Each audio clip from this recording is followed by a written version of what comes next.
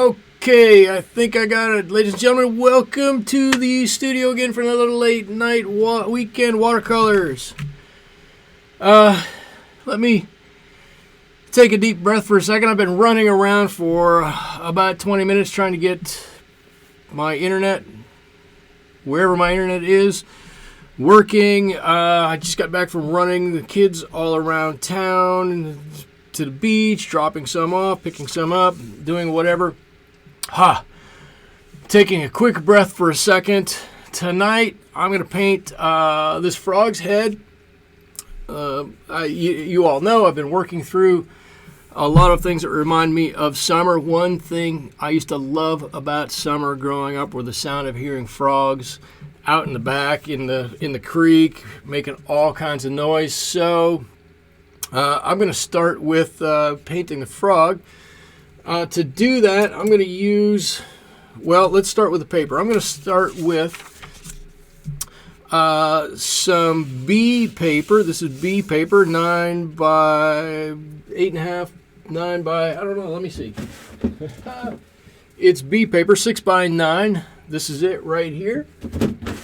I've got it just taped down to a plastic board.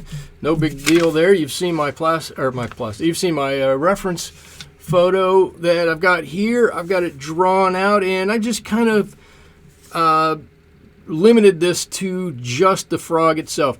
The stuff in the foreground we'll put in, the stuff in the background we'll kind of put in, but I think what we really need to focus on is just the frog. Okay, so that's the paper, the reference photo. I'm going to use my, where did it go? Somewhere around here. Here it is. I'm going to use my Da Vinci brushes here, probably to do the first wash with. These are the 419 Quill Mop brushes, Pure Squirrel. And I'm going to throw everybody a loop this week. I'm not going to be using the silver black velvet brushes. These are some brushes I bought quite a while ago. These are my Rubloff brushes from Russia. Let's see, I've got 6 of these. 6 of these, here they are. And they are Kolinsky brushes, which means blue squirrel. I don't know, some kind of small rodent. Anyways, I like these brushes a lot. These are very nice. So I'm going to give those a shot. And what's nice is that the smaller brushes really come to a fine point on those. Using my, I guess I should have cleaned this first. I'm using my M-Gram palette of paints. Here they are. I'm going to set that off to the side. Here's my color chart so I know what is there. Let me spring up the paint cam. And I think that's about it. I think I'm ready to go. Let me do one other thing here. I just need to try to make sure I've got my chat window open so I can see if somebody says something to me. And with that, I'm going to get going. I'm going to start with a small, this is the size 0 Da Vinci brush here. And I'm going to grab, I'm just going to start with a little bit of this cobalt green. This for me is my neutral green. Just going to get a puddle of it out here, and I'm just going to put on just a nice background of this color. I'm not going to be too particular about it. We may come back and put in fact, I'm already think we're going to put in some other colors around this. But I'm going to paint everything except for my frog here. Let me get a little bit of this olive color in here too. I'll get a nice bit of color going here, but not too much of any one thing. I got a little blue. Let me throw a little blue in here. just want to get a nice background in here. There we go. And like I said, I'm feeling very out of sorts right now because I've been running. Literally, I've been on the go since about 6. And I planned to do a little bit of relaxing before I started this stream, but it's not to happen. And so I'm a little out of sorts. I'm just grabbing a little bit of whatever colors here on my palette. And I'm going to drop some of this in here. As long as I don't put it on too heavily, I think we're going to be okay. A basic color is still going to be this green, and I'm going to bring this all the way around this frog's head, because if we look at our reference photo, I'll bring it back out here in just a second. It's kind of green all the way around this frog, but what we need to be able to do is just make an imaginary line around this guy and say, here's where it starts getting closer, and make that color more intense, a little more vibrant. That'll bring it a little closer to us. Got something a little strange going on with my paper here. I'm not exactly sure what's going on with it. It's going to be something to monitor through the entire painting, but already I've got some tide lines in here. It looks like I've just gone right over them, but it looks like it's drying very quickly in here. Or I've got something funny going on with this paper, but it's going to be something to monitor and look for regardless. I'm just dropping in a little color. I don't want it to be all one color. I want this to be muted and crazy back here, but muted and crazy. Right, listen to me.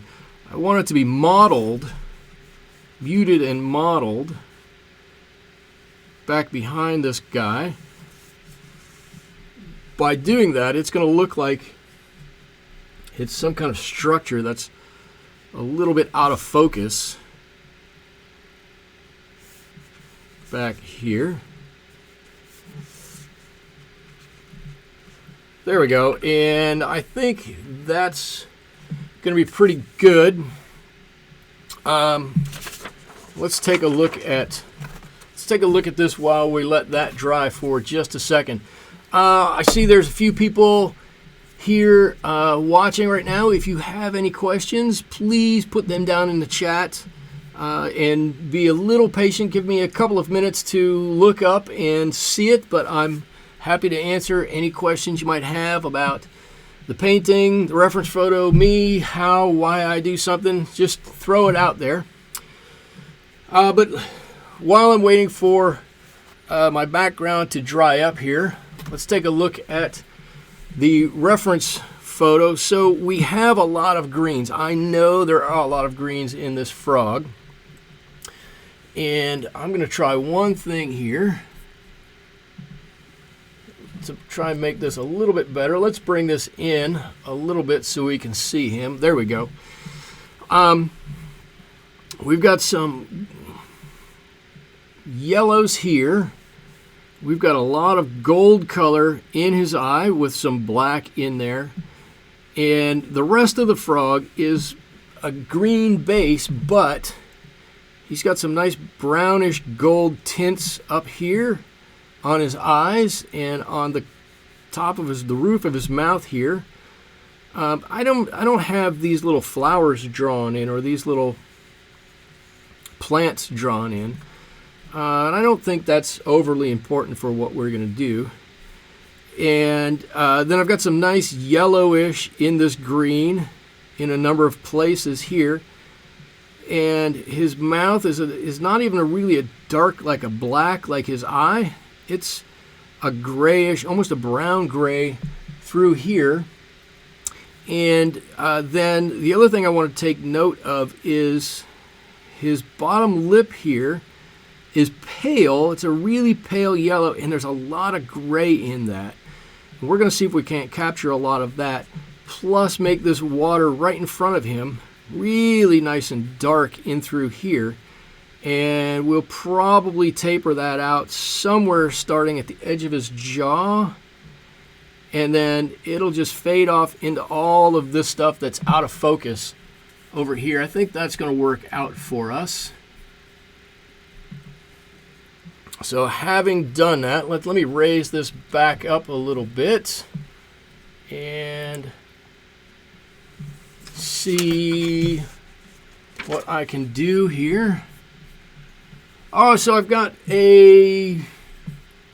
somebody on YouTube. All right, fun stuff. Hello, hello, hello. I'm trying to get all of my. I'm using a service called Restream, and it's restreaming my YouTube video onto Twitch. They have their own chat service that puts everything there. I had to look for a minute. It had the YouTube icon next to your stuff. And Donna's back. You ordered the watercolor palette that I'm using for your M-Gram paints. The paints go, I'll get a lot of use out of it. So you're talking about this one. Oh man, I got a little green on, or gray on. You're talking about this palette right here. This is a fantastic palette. The only thing I'm going to say to you, Donna, is if you're using this palette, there's one thing to take note of, and that is that the M-Gram paints are very runny. They're very moist. You could touch any of these now, and they'd get all over your finger. So you put your paints in there, and then leave this sit for a day or two for those to harden up just enough.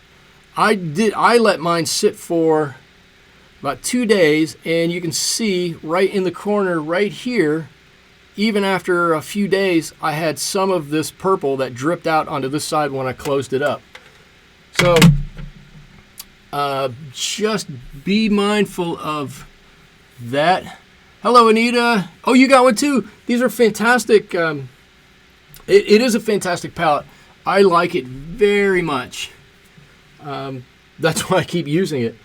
I should get out my old palettes and do a palette review of some sort one day. I've got a ton of different palettes. I used to use a different one. I had angled palettes like this, but it was plastic, and for whatever reason, it just didn't work for me quite as well. And then I discovered this one, and I have to say I kind of fell in love with it. It's great. I've got one that's got just one side of wells, and I've got this one that has two sides. Actually, I think I have two of these. What I'm doing now is very gently just trying to put in a little bit of this yellowish gold color right around this guy's eye. I'm really waiting for this to dry up a little bit more. We'll see how it goes. But while I'm waiting for that to dry on the outside, I can do a little bit more here. And I said this at the beginning. I don't know how many people were here when I said it tonight. I'm not using my silver black velvet brushes. I'm using brushes that I got from Rubloff. This is a Russian brush company, and I think these are great, fantastic brushes. Let's see, Angel Yash. Hello, Angel Yash. These are great brushes. The only problem I have with these ones in particular, and these are the only ones I've ordered for them, I have a number of different brushes from them. The only problem I have is that the handles are unfinished. And so the ones that I use a lot, you can see, have some weird staining on them. And the ones that I don't use a lot are nearly pristine. Having said that, I don't want to say too much badly about them because I really do like them. Okay, I'm going to mix up a little bit of this green gold or azo green with just a touch of burnt umber in there. I think I've babbled on long enough, and this is going to be similar, but it shouldn't be the same as the yellow I just put in this guy.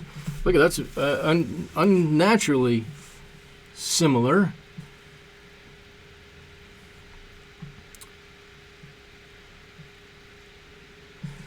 Donna, should you leave the palette open for 2 days? Yes, absolutely. The Mgram paints are so soft because they use honey. They don't dry all the way out. That they could definitely run if you close that palette too early. I just thought you guys might want to see. It might get a little better color. You might want to see what I'm doing a little more close up here, especially since I'm doing a little bit of a smaller painting tonight. It's going to be just as good, but it's a little bit smaller. And these yellows are very similar, but I'm going to be going back over this eyeball yellow. Not maybe so much that nictitating membrane, but the eyeballs. We're going to be going over that a number of times. So I think we're going to be okay just to put that next to it. And I'm feeling, it feels pretty dry. Aline Joy, thanks for sharing your Saturday night painting, and thanks for sharing your talents. Look, you're welcome. I tell you guys all the time, I get as much or more out of this from painting live than probably you guys do, and I totally enjoy it. I think it's a kick to come out here and paint in front of people, and I'll tell you why. Because it forces me to verbalize. Well, that's a little too bright. It forces me to verbalize what I'm doing and reinforces to me how and why I'm doing things. And in doing so, then I end up reinforcing how I do it, how I paint, and then I end up learning that little bit more even. All right, so I just touched that. Hang on one second. I said I was all out of sorts when I got started here, and I don't even have a paper towel out here. All right, I think this was my brush.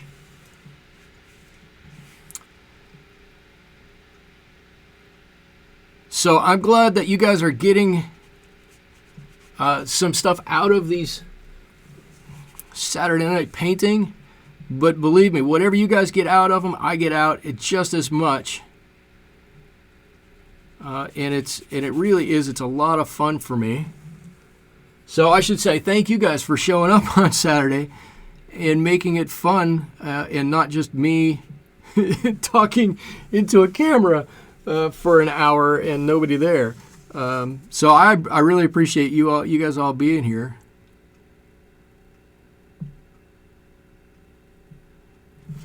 I hope I'm in the frame. Maybe I should go out just a little bit more. If you notice, see my desk here? I had the green mat on here before, and I got a new desk top, a new tabletop that's on my desk, and it's this beautiful oak color. And I couldn't bear to cover it up, so I'm leaving it the way it is. That doesn't have anything to do with painting or anything. It's just kind of, I like the look of the wood. Okay, so now I need to look to see what's going on with his mouth on the corners here. how do I paint around that? It kind of goes down. It doesn't actually go down how I drew it, or up how I drew it. It kind of goes down that little bit. I think if I do that, kind of try to match it on this side, I think I'll be good. And now I've got this guy's head here. It's a little bit wet. I can look at this and charge into this any color that I need to now. If I need to darken it up a little bit in one place or another, I can do that. I'm going to try to just go a little tiny bit darker just at the corners of his mouth there. And while I'm at it, I'm going to take and mix a little bit of this yellow ochre and burnt umber, and I'm going to hope that I still have a little bit of moisture in my paint up here. I'm just going to put a little bit of that color, and I'm going to let it do whatever it wants to do up there. Got a little bit of that down here on his nose.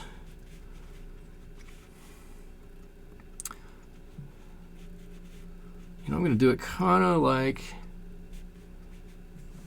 I think kind of like that. That looks froggish. What color green am I using? So that last little bit of green that I put in, this stuff on the side, was a little bit of phthalo green here with a little bit of my turquoise. Oh, guys can't quite see that, can you? Okay, there we go.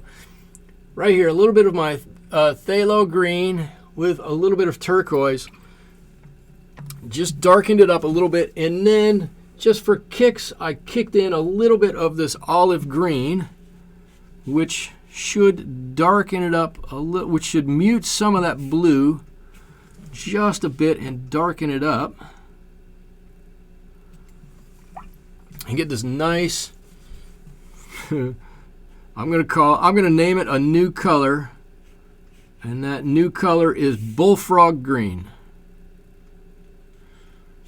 I don't know if that's a color. I don't expect that M. Graham is going to be knocking down my door asking me if they can patent that color or anything, but that's the color I'm calling it, bullfrog green.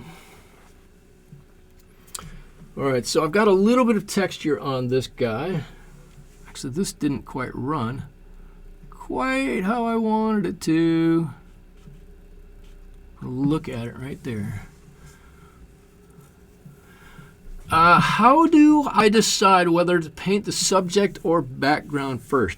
That is a great question, and when I ever figure it out, I will be sure to let you know.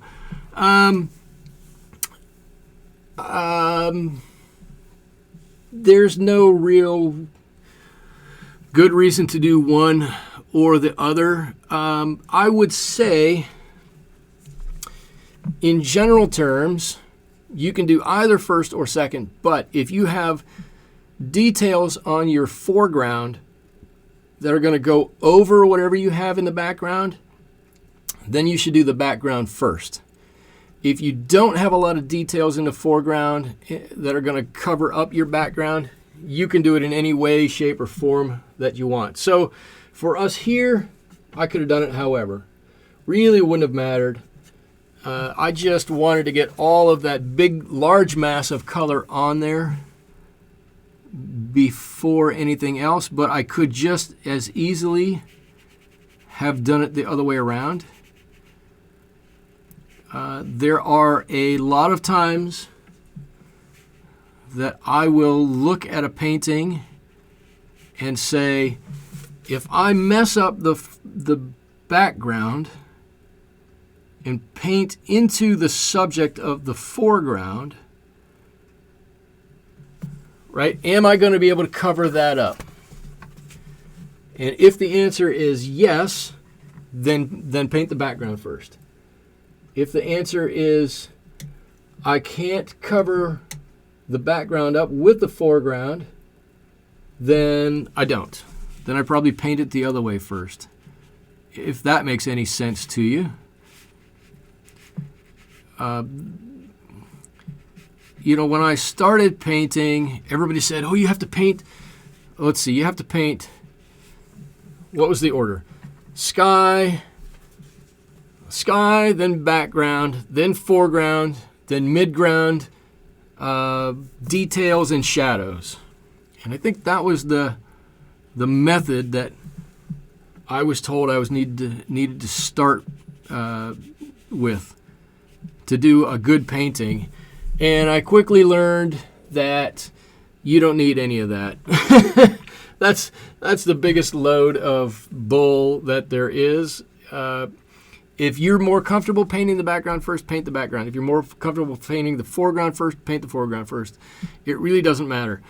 The only thing is, and there's not any real detail on this one, but if I wanted to make sure that I could see like part of this eye and I painted the background first, I could always paint over it with the eye because I know that that eye is going to be painted more darkly, more strongly than whatever I have in the background.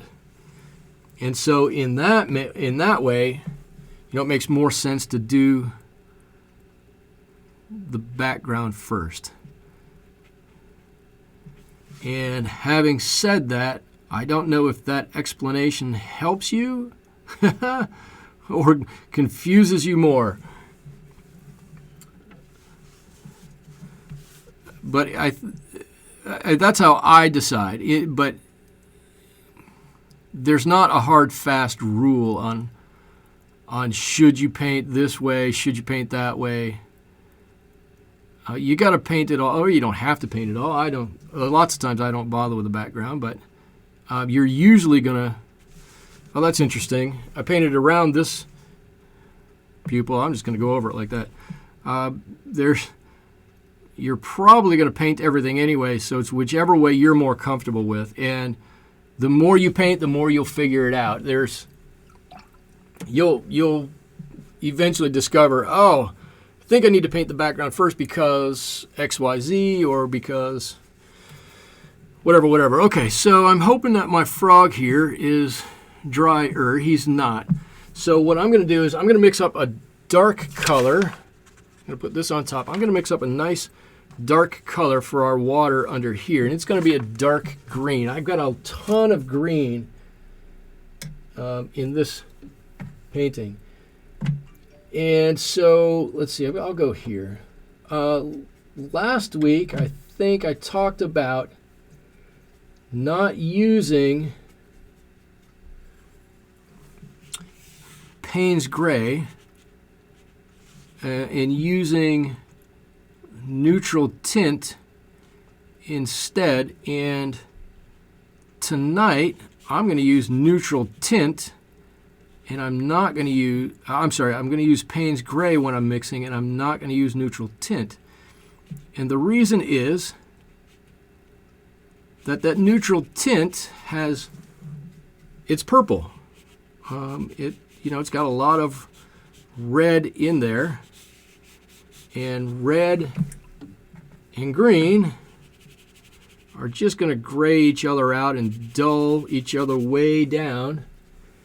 And I don't necessarily want this painting to be dulled way down.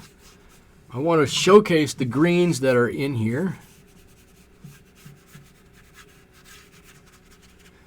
So I just made this real dark right in here, and now I'm just kind of feathering that color out. I'll let it go wherever it wants to go.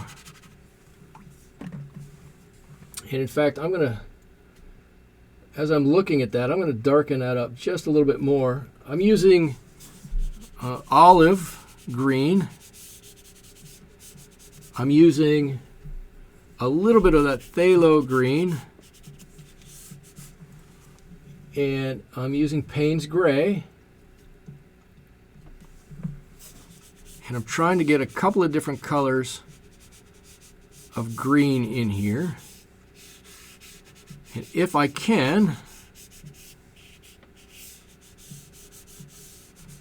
there you go. I think I'm going to leave it kind of like that. You know what? I'm going to fix this corner right over here. Done. I'm going to pull this up just a little bit. I think what I need to do is back this out just a little bit more. All right. And it looks kind of a mess at the moment. I get that. It's going to for a little bit. Watercolors, sometimes the funny thing is that they look terrible, they look terrible, they look terrible. You keep painting, they look terrible, and then all of a sudden, boom, they look great. So I'm going to keep going with what I'm doing. Now what I'm going to do is I've got the body of this frog here. Right? I've got wet paint down here, so I don't want to touch his lower lip.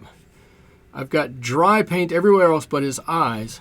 So I'm going to come over here and I'm going to start adding some color onto it to try to build up some 3D-ness. I don't know if that's a word, some 3D-ness. And as I look, he's definitely lighter here. He's got some highlights here. And he's a bit darker here than he is over here, or definitely up here. So I want to darken these areas up a bit. So I'm going to grab a couple of different colors of green here, and I don't want to make it too dark, so I'm going to throw in a little bit of this cold yellow. I know it made it go crazy. Just give me a second. I'm going to mix in cobalt. Is cobalt going to be right? That looks pretty good. Let's try that. A little bit of cobalt. And let's see, how am I going to do this? Let me turn it this away. You know what? I'm going to start on this side first, because that's wet and my hand would go right over top of it.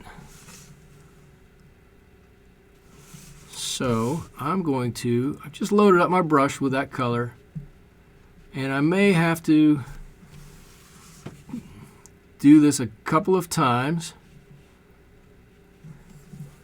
But I want to get this bit just behind his eye back there.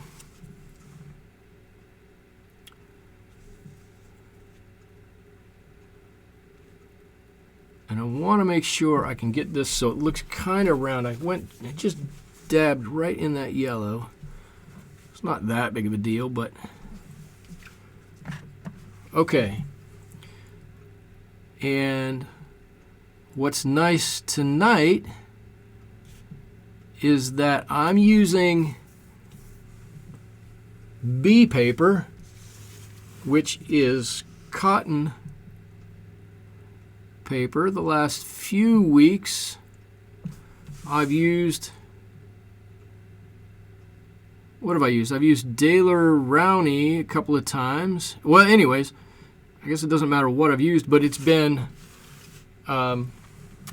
wood pulp paper, and as such, the wood pulp paper, the fibers of that wood pulp carry the color of the water further and further. And so if you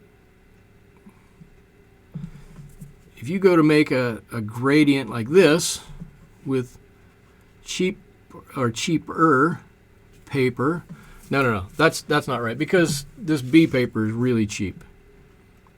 Lower grade paper, let's say it that way. If you do this with wood pulp paper, most wood pulp papers, that color is going to continue to bleed and bleed and bleed until that whole surface is covered with a homogeneous level. There'll be no difference there. But with this cotton paper that B paper is, it's actually pretty nice in that you can control where the water is and how the water reacts on your paper a whole lot more than you can on wood pulp paper. Okay, so I'm trying to I'm trying to put this little bit on his head here. Well, it's got to go up in his eyes that little bit there, doesn't it?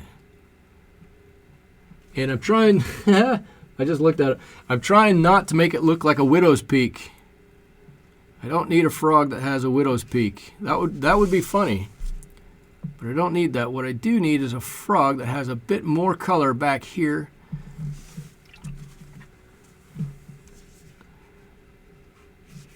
Something like that. I'm okay with, I think I can live with that. And I'm going to work on his eyes here in just a second. But can you see now he's got a little bit more texture and oomph to him. What size paper am I using? I am using, I'll show you. Here it is. This is a pack. You can get these on Amazon. These are B paper, 6 by 9 inches, 140 pound, all cotton paper. For 140 pounds, they're really light. They're really, which is why I have this one taped down. But they work pretty well. I want to give them credit where credit's due. They work really well. So it's a B paper, 6 by 9 inches. Give it a try. Like I said, I'm sure you can find them on Amazon. I'm going to flip this guy around. I'm sure you can find it on Amazon. If you can't find it on Amazon, I have a link to it on my website. If you go to the products that I use page, I have a link to it with my Amazon affiliates. You can always get to it there. But I'll bet you if you just did a search on B paper, you'll come up with that one. And I don't know if they have other sizes.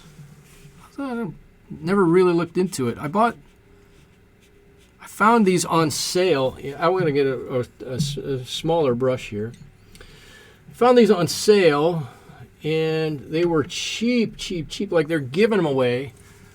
And I got it for, I want to say, got $8-9 a pack, something like that. It was something incredibly cheap. And I just didn't think I could pass it up. So I bought a couple of packs of it, and it's not, it's not Arches paper, but nothing is Arches. Arches is Arches, and that's why Arches costs an arm and a leg, because it's the king of the hill. It's the paper that everybody wants and everybody likes. But as a replacement, this paper is not too bad. Okay, so I've put this on. I put a line on there for his mouth, and it seems a little strong right now, but a lot of it is Payne's Gray, and it's gonna dry very light. So I'm not too worried about that. And right now he looks a little odd because he's got some shading on the sides here, but as we put that shading across the mouth, it's going to give that his whole head a lot of shape here. So I'm going to I'm going to wait on that for a second. How are his eyes doing? His eyes are still a little bit wet. What can we do? Yeah, it's just a little bit. Okay, so I'm going to do a little bit more work on his eyes. I'm going to go up and around a little bit. Give me a little bit of yellow ochre and a little bit of burnt umber. And I need to, I'm down to a number 2 brush here. It's pretty small.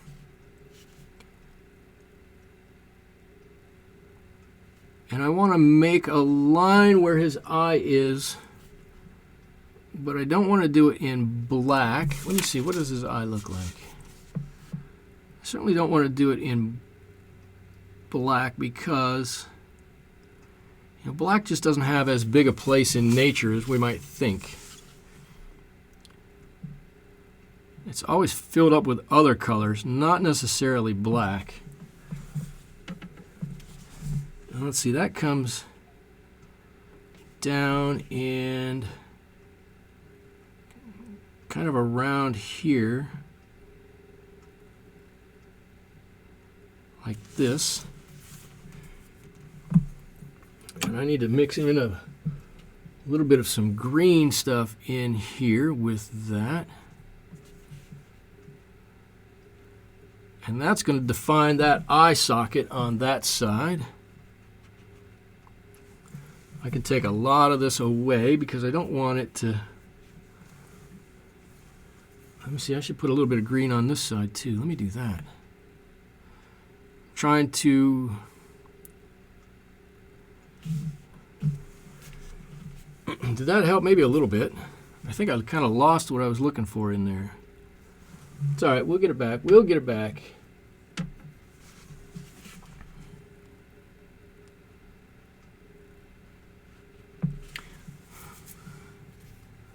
Let's see. Fun Stuff says they're budget friendly. They're budget friendly for a cotton paper. They certainly are. And like I said, it really, the only problem I have with the B paper, and it's not a big issue, is that it's light. So you've got to be careful. You can't soak it with water, or you run into trouble. I've also used larger B paper, but it was 90 pound, not cotton. I liked it though, and it performed good for being thin and pulp. Oh well, that's good. I have not tried the 90 pound B paper, but this, like I said, I should say, my paper habits have changed dramatically over the years. I used to use only Strathmore paper. Specifically, I would use Strathmore 400 series paper, and I was happy with it. I didn't have any issues. But then as I started getting more serious about my art and doing more art, well, I wanted to try some different things. And one of the things, of course, was different paper. Some of it I paid a bit more for than I really wanted to, and so then that's fine for some of it. And for some, I really liked it, and some I didn't really like it. And those that I did like, I'm still kind of using, and those that I didn't, I will never touch again. But the long and the short is, I got away from using that Strathmore 400, and I don't really want to go back to it, if I'm honest. There's so many better papers out there at that price range that you can use. And you've seen me on here lots of times. I've used the Strathmore 500 series paper, which I do think is a better paper. It's a little bit more expensive, but not all that much more. But the quality of the 500 paper is much better. There we go. We get him a little bit of extra definition in there. He's starting to look more like a bullfrog. I'm sure you guys were worried about it. It performed thin with being same with 90 pound can soak it. Yeah, it's just so thin, so thin. I don't know how they can call it 140 pound paper. It's such thin paper at 140 pounds. I mean, I know how you measure it. It just seems strange to me that that would actually be a 140-pound paper. Okay, so now I've got his whole face all wet here, and he's looking a bit more frog-ish. I'm going to come in and try to do some work in his eyes here, and that's going to be a bit tougher. Oh, I was going to tell a story. I was going to say, if you saw my World Watercolor Month video from Wednesday when I put it out, I did that whole thing in an old Strathmore 400 watercolor journal, and I got about halfway through the first painting and I went, oh my God, did I really used to use this? I couldn't believe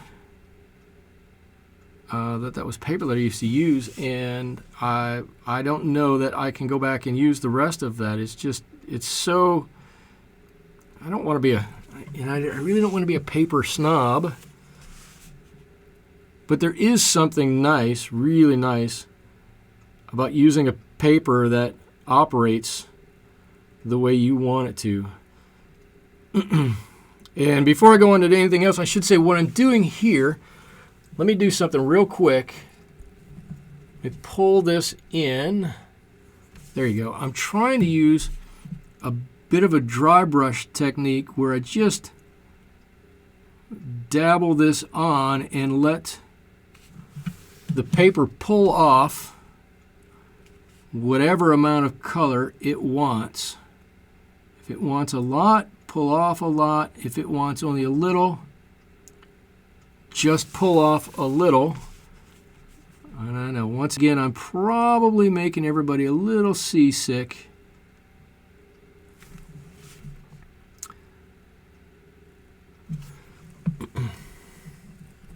There we go. There's that eye. It's getting there. It's getting there. I'm going to try the same thing with this other eye. And I should say, I'm looking at this, and there's a lot more color on the top than there is on the bottom. See, maybe that would be a little bit better. There's a lot more color on the top than there is on the bottom. And that's why I'm going with this.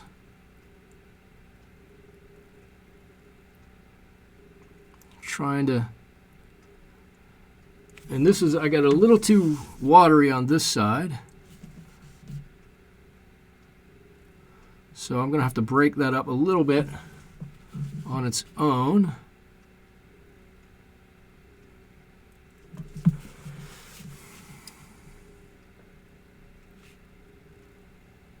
There.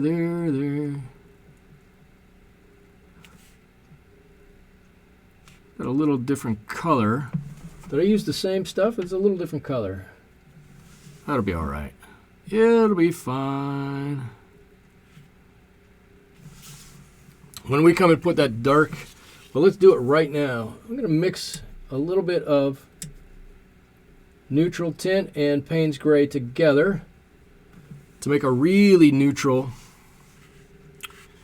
color.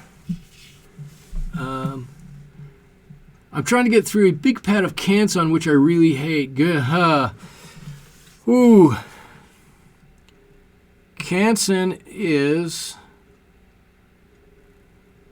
boy, Canson is sometimes really tough to work with.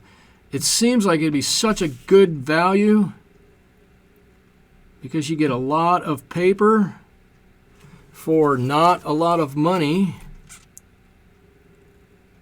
And I don't want to say too much bad about Canson. I'm assuming you're talking about the Canson XL, which is the paper everybody starts with. I had a couple of packs. I think I still have a pack of it around here somewhere. Everybody has some of that. And Canson makes they really do make some really nice papers. I don't know why they make that paper, but it seems like such a bargain. you look at it and it looks the same as the paper you would get from anybody else. And you think, hey, what could go wrong? I'm going to get some of that paper. And you try it. And the color just bleeds and continues to bleed across the paper, and it bleeds across the paper. And it gets to be so frustrating from time to time. Yeah, it does that. All right, I'm going to do this. I'm going to take a really small brush. Where's my really small brush? My 0 here. And I'm going to see if I can't make a little line around his nictitating membrane. I just like to say nictitating.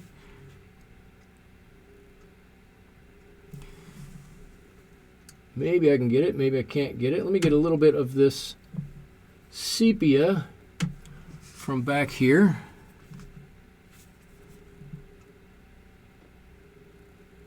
And draw right around. I hope you guys can see. I'm just putting a little brown line in here to set the edge of his eye and set where the edge of this membrane is.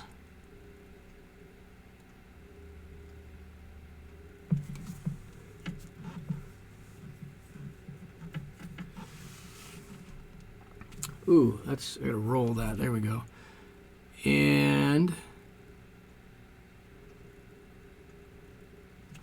there we go. His eye comes up like that.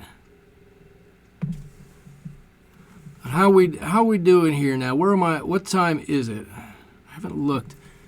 Holy shnikey. It just can't take any level of water. It's yes, it's Canson XL. Yeah. The Strathmore is better than the Canson XL. It's in the same price range. But for what you get, honestly, you would be much better off if you got this B paper rather than that. Or there's some other ones. I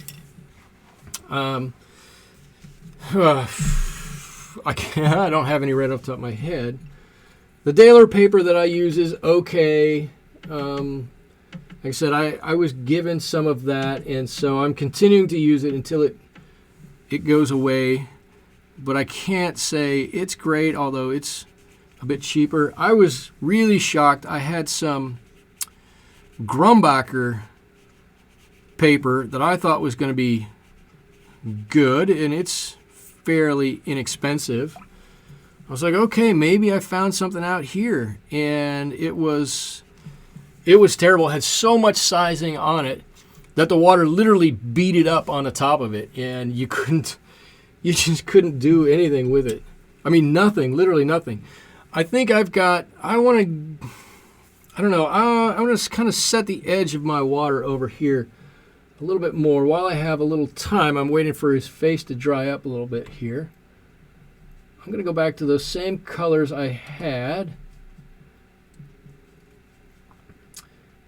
I don't know if that's right. I don't know. I got a lot of stuff mixed in there. But I want to give a little bit more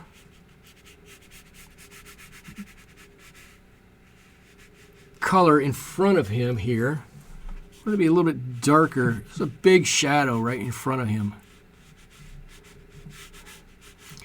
And now this would be a good place if you're talking about painting foregrounds or backgrounds first, right? At this point in time, my foreground is a lot darker than my image.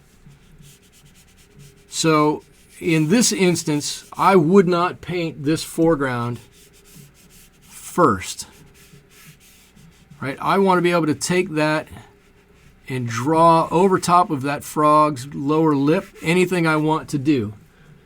And because I can do that, if I've made a mistake, if I've done something badly in the painting, I can cover that up, right, with this nice dark green that I'm putting on here. So in this instance, I would definitely not want to have painted this first.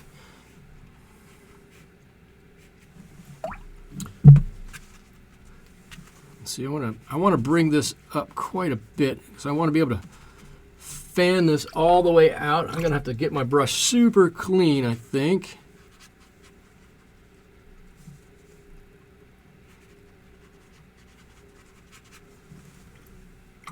Dip it in dirty water, dip it in clean water. Yeah, I don't know, I think I like it like that better. I'll wait till this dries and I'll go over that again. I'm just going to give an extra little bit here.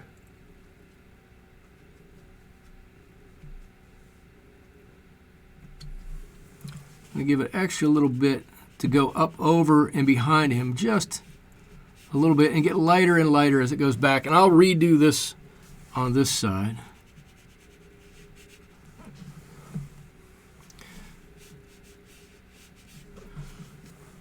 There we go. He's sitting in the water, and that's tailing off behind him. Yeah, I don't like the way that ended up. I think it was not a bad idea, just not great execution. What do I need to do? I need to get the lower part of his upper lip. So I need to get a really dark green going here. I'm going to flip him around. Wouldn't there be a reflection and a shadow in the water? Yes.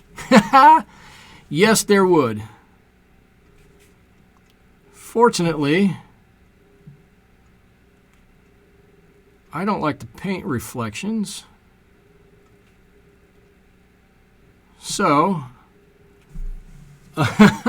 so I'm just kind of going to leave it out.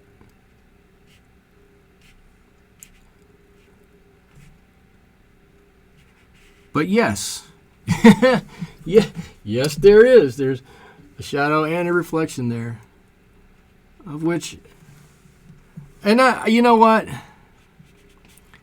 That's kind of one of the fun things about doing watercolor, or I guess any kind of art, making your own art. Let me turn it back around this way. Now his mouth looks better. Is that you don't have to worry about that all the time. If you look at this, it's a frog whose head is sticking up through the water, and you know what? For most of the people who are ever going to look at this, that's going to be good enough. For me, the person who's painting it, I have to say that's good enough. I've got Arches Fabriano, Strathmore 400B cotton, and that Canscon. All of them, I like Arches and B the best. Yeah. Fun stuff. Yes, exactly. Those two, Arches and the B paper, of all of those, are the only two that are all cotton paper, and as such, they're going to perform a lot better than the other ones when it comes down to it. Now, we're almost done with this guy. There's not too much more to go. And I am trying to water down my new edition here, my newest edition. I put some white gouache on my palette here. I should do, let's take a quiz. Which one of these is not an M-gram paint? All of these, nice and smooth, they've all dried and run out, except for this one, which is a Winsor Newton paint, and it's like a brick. It's so hard. I don't know why Winsor Newton does that. And I don't know if it's Winsor Newton that does it or if it's the fact that I'm so used to painting with M-Gram's softer paints.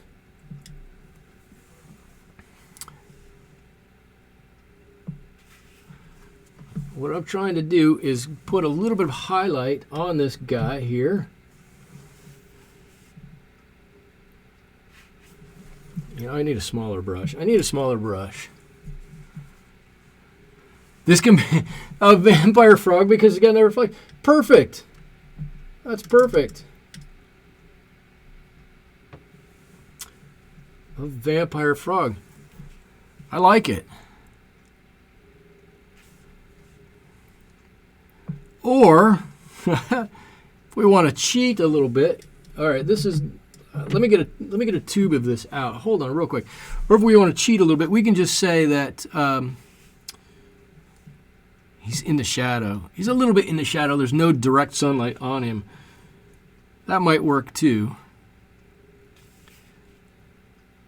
Yeah, hold on one quick second.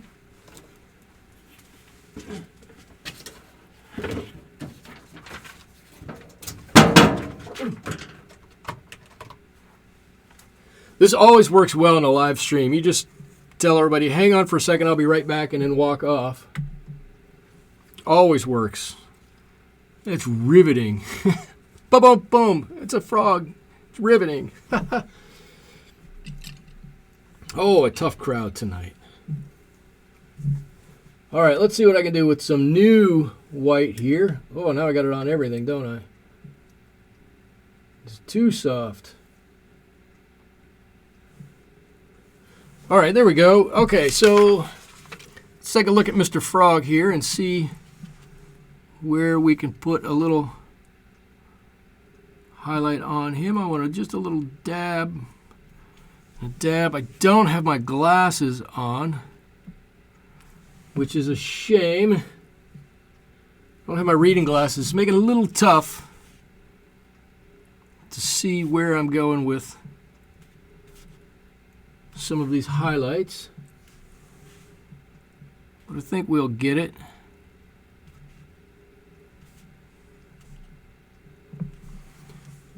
Just a few on him here and there. Right on his lip, maybe.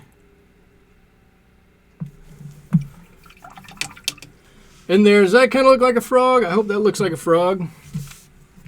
So we started out, and I wanted to make sure I got his lip in there. It looks like there's a lip. The skin rolls over, kind of like this. His eyes are up there. We've got some highlight on his eyes, and he's floating in the. Oh, I was going to do this over here. Okay, I got to do one thing before take off. I was going to do this, wasn't I? I hope this is not too late. Let's see. How high do we go up on that? So we got to go up about the same amount on both sides. It doesn't have to be exact.